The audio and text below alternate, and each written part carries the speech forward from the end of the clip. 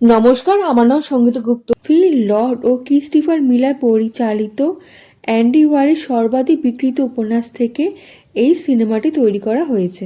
ঋত্বিক রোশনকে এই cinema promote করতে দেখা গেছে।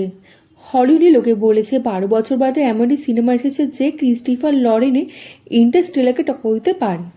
প্রজেক্ট হেল মেরি মুভি হিন্দি ও ইংরেজি ভাষায় রিলিজ করা হয়েছে। 2.5 ঘন্টার সিনেমা। স্পেসের সাথে এলিয়েনদের দেখানো হয়েছে। মুভি দেখে মনে হবে 100 থেকে 200 বছর এগিয়ে গেছি, যেখানে মানুষের সাথে এলিয়েনরা থাকে। বোরিং সিনেমা মনে হবে না, কারণ মজাদার স্বপ্নের দুনিয়া তৈরি করা হয়েছে।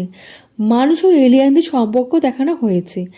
একজন সাধারণ স্কুল টিচারকে গভর্নমেন্টের লোকেরা কিডন্যাপ করে নেয়। যদি এখনও পদক্ষেপ না নেওয়া হয়, তবে প্রায় 3 দশকের মধ্যে পৃথিবী ভয়াবহ শীতলতার সম্মুখীন হবে। এর মধ্যে এমন একটি স্টার আছে যে বিপদের মধ্যেও বেঁচে আছে। এই স্টারের দুনিয়ায় পাঠানো হয়েছে সলিউশন খোঁজার জন্য। এই স্টারে যাওয়ার জন্য ফিউল তো আছে, কিন্তু ফিরে আসার কোনো সুযোগ নেই।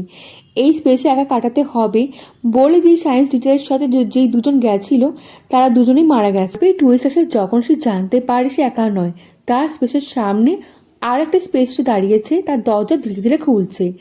এরপর পাওয়া যায় সায়েন্স টিচারের ভিডিও রেকর্ডিং। সেই ভিডিও রেকর্ডিংয়ে বলতে শোনা যায় যে এলিয়েন আছে, সে এলিয়েনের সাথে দেখা করেছে। সে বন্ধু না শত্রু আপনি মুভি দেখলেই জানতে পারবে। মুভি এরপর এত ইমোশনাল হয়ে যায় যে আপনি চোখের জল আটকাতেই পারবেন না। তা মার্টিন মুভির কথা মনে করেই দেবে। ভারতীয় অডিয়েন্স কই মিলগার সাথে মিল খুঁজে পাবেন। কথায় বলে না যে ভালো ডিরেক্টর হলে পাথরকে দিয়ে অভিনয় করাতে পারে। এই মুভি রকির সাথে এমন কানেকশন ফিল করবেন যে আপনার বেস্ট ফ্রেন্ড হয়ে যাবে। 3-4টে সিন এমন তৈরি করেছে যে লাইফ টাইম এক্সপিরিয়েন্স করে দেবে। এত সুন্দর ভিজুয়াল প্রেজেন্টেশন দেখিয়েছে যে দেখে মনে হবে অন্য দুনিয়ায় প্রবেশ করে গেছেন।